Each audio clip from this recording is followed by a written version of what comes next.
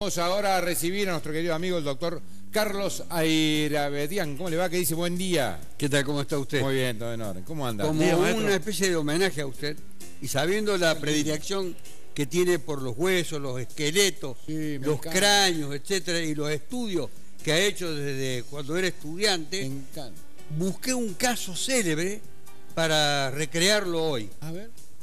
Es la calavera de Mengele, el célebre médico asesino de los campos de concentración nazi, que fue encontrado finalmente en el año 1985. Le hago una brevísima referencia. Un comando secreto israelí vino en el año 1960 acompañando a autoridades de ese país en el gobierno de Frondizi en el año 1960 y capturaron a Adolf Eichmann, que había sido el burócrata de la solución final.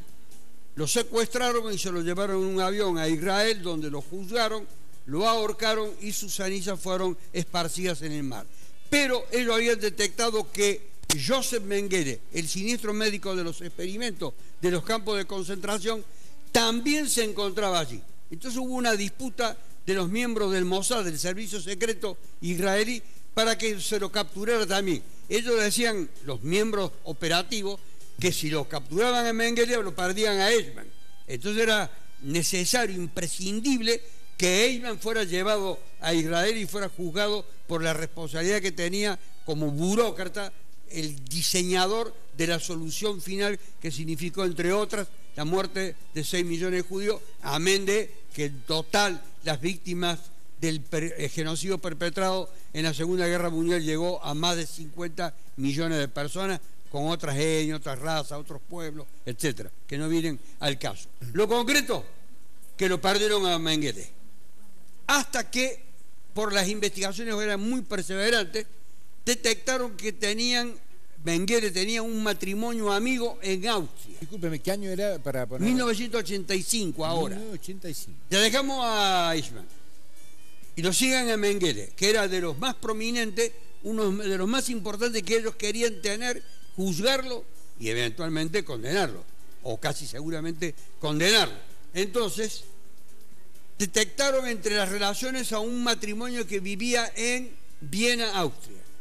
Fueron allá, lo interrogaron legalmente y ellos dijeron: Mengele está enterrado en un cementerio de San Pablo, Brasil, porque ha fallecido. Entonces fueron a San Pablo a desenterrar el lugar donde se encontraba supuestamente, y aquí viene el homenaje a usted, el esqueleto, cráneo, etcétera. Esto era lo que se iba a encontrar. Lo voy a mostrar a la pantalla. A ver. Ahí vamos a ver entonces. Eso es lo que se encontró. Bueno, se encontró todo. Está bien, no, pero digo, eso es lo que, Esto es lo que se vio, encontró. ¿no? La calavera, digamos. Pongo lo más prominente. Sí. Este era Mengele. Ah. Bien.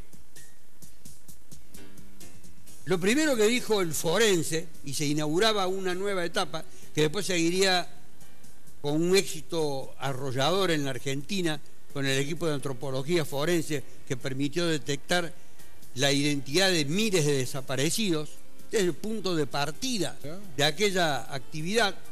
Lo primero que se preguntaron cuando encontraron, estaba removido en el cementerio el lugar donde se habría encontrado el esqueleto, cráneo, esqueleto, hueso de Mengele.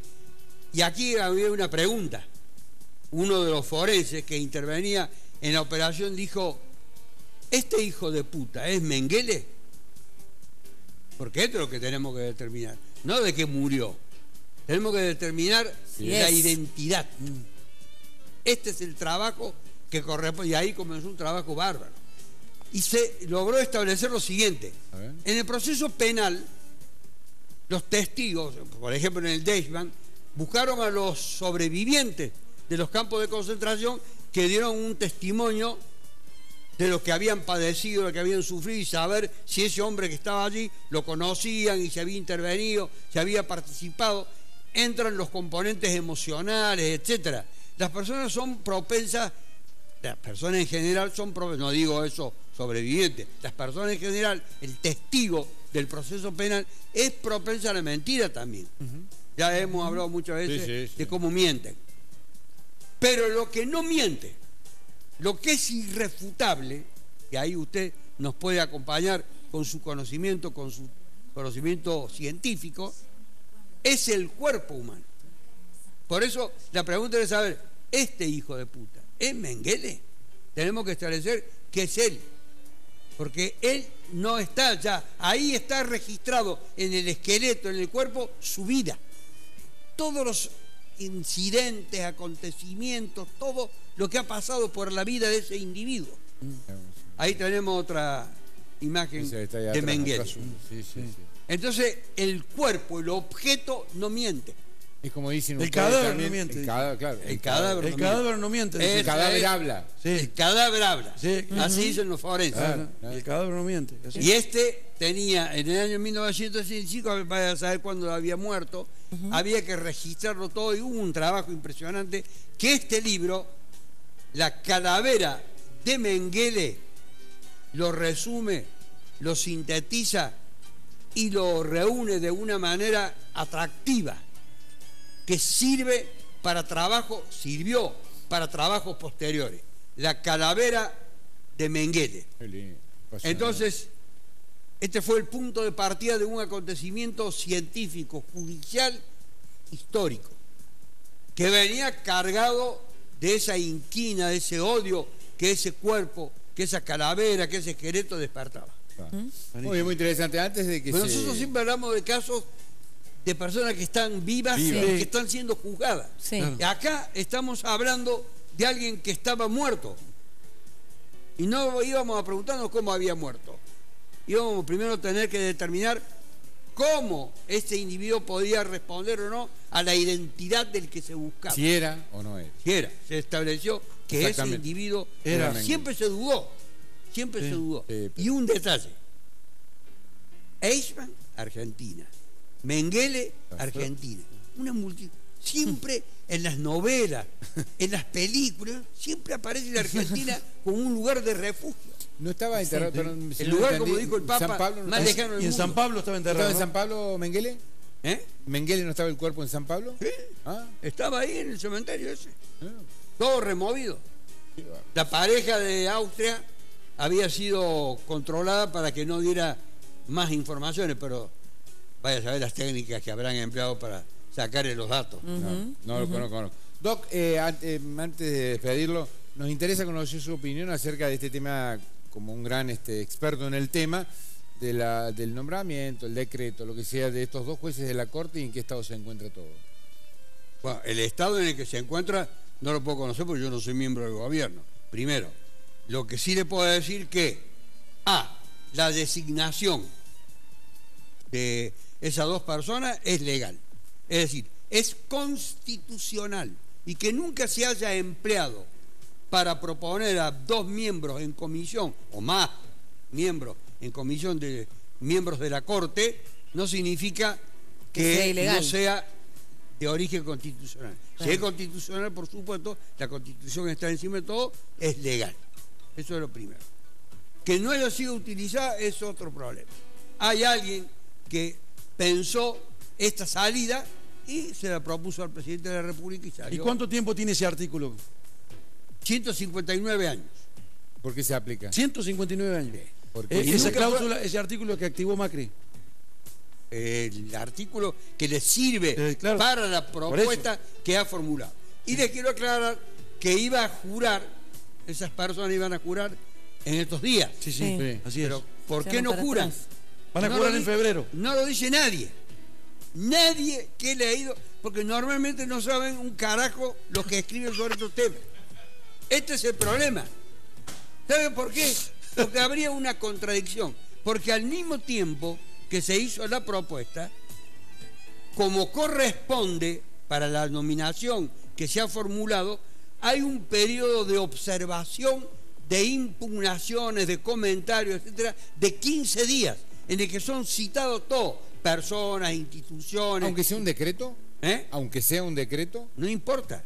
Aunque sea un decreto, esas personas son sometidas a un contralor de instituciones y de personas que pueden dar, aportar y ofrecer datos sobre estas personas, sobre su formación, sobre su ilustración, sobre el conocimiento que tengan de ellas, si son aptas, etc. Sería absurdo que lo hagan jurar y después reciban el testimonio de todas estas instituciones y personas. ¿Alguna opinión adversa? ¿Alguna opinión adversa? Entonces ha pasado, concertado con el miembro de la Corte, que es el presidente, el doctor Lorenzetti, ha pasado al mes de febrero. Y le quiero dar un detalle más.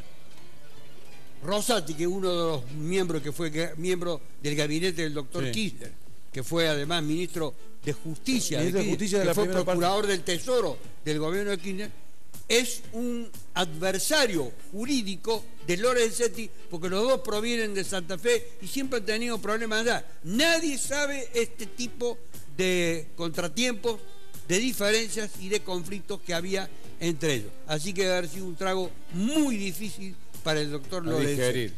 Pueden estar en comisión hasta el 30 de noviembre, ¿verdad? Muy bien. Hasta el próximo 30 de noviembre pueden estar en comisión mientras lo trate el Congreso. Está de la muy Nación. bien informado. Y ahí entonces dicen que algunos podría volverse a renovar el proceso, entonces tenerlo eternamente. Eso creo que no va a ocurrir porque hay como una resistencia jurídica a que tal cosa ocurra. ¿Por qué cree usted que los que dicen que no es constitucional lo afirman? Los que dicen que no es constitucional es mucho. porque jamás leyeron la Constitución. Pero hay gente muy importante que ha dicho Hay eso. gente muy importante que tiene intereses, evidentemente. En primer lugar, hay una conciencia de que un miembro de la Corte tiene que ser designado con un acuerdo del Senado.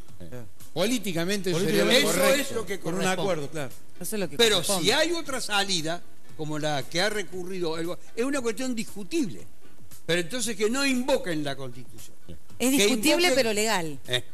Que invoquen otra razón.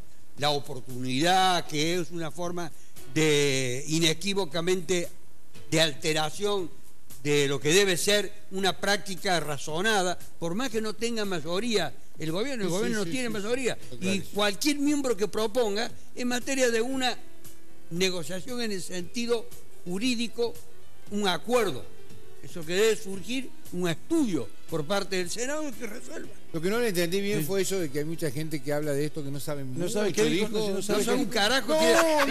Usted lo que quería que yo repitiera carajo. No me había quedado No claro. le interesaba a los otros. No me había quedado claro nada más. La Constitución, yo le voy a decir, puedo ser incluso mucho más grosero, pero no es grosería. Yo sigo siempre lo del Congreso del Idioma que García Márquez patrocinó en Panamá, y utilizo todas las expresiones latinoamericanas que han enriquecido el idioma español. Así que en ese sentido no tengo ningún tipo de prurito y sé que estoy bien orientado. Le quiero decir que la invocación a la Constitución muchas veces se hace por aquellos que se le han pasado por el traste a lo largo de toda su vida a la Constitución y que no le interesa la Constitución para nada. Está bien. Usted no conoce la palabra eufemismo, ¿no? No yo la tiene no uso registrada. eufemismo. De todas formas, lo que hizo Macri es constitucional. Es Eso constitucional y Listo, por ya lo está. tanto es legal. Que es políticamente viable es otra cuestión. Otra cosa. Eso Claro. ahí sí entramos a discutir. Ahora que Pero vengan no a me decirme tare. en la calle, ahora que vengan a decirme a mí, no, lo que hizo Macri, flaco, vos no sabés nada. Y yo voy a contar que estuve con él y ¿Qué que digo? estoy ¿Vos no chao. sabés? ¿A Con quién ese le va a me- decir eso? No, el que me pregunte en la calle, me diga o me No, cuestione usted no. la legalidad. Te voy a contestar con la palabra del doctor Mirá Aguirre. ¿No sabés un...? No, Cara. chao, listo. Gracias, Doc, muy amable. Al contrario. Gracias por la calavera, me encantó. Me encantó y ya lo voy a Pues yo buscar. pensé en usted, por eso lo traje hoy. Ya lo voy a buscar. ya lo voy a Sabía buscar. que usted una vez me había hablado de los huesos. Sí, señor, me encantan los huesos. Pero Gracias. estos huesos eran tenebrosos. No. Vamos por huesos. Esos son huesos con historia. Hay otro que son huesitos. Sí. Huesitos. Hay distintos tipos. de Escúcheme, huesos. y la última Y que hago... algunos se divierten bastante. Claro, con los huesitos. Por eso me gustan los huesos. ¿Sabe cuántos huesos tiene el cuerpo humano? 206 huesos. Me acabo de- Le di pie para que usted diga a su 206. audiencia. 206. Gracias, Doc, muy amable. Gracias a ustedes.